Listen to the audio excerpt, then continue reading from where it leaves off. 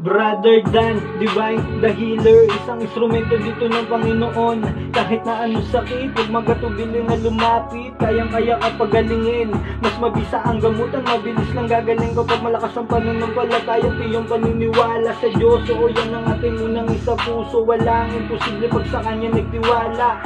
Di po kita binibiro, dito mo mararanasan paano magkaroon ng himala. Physical o spiritual na sakit, kahit ganong kalala, huwag ka pong mag-alala, si Bro Dan na po ang bahala. Nagbabahagi din ng karunungan, nagkaalaman na matuturing kayaman ng dasal na latin na pananggala at gabay na pangontra para sa iyong kaligtasan. Napumuli ang inyong lingkod, Brother Dan, upang magbagi sa inyo ng munting kalaman tungkol sa orasyon ni Haring Kamatayan.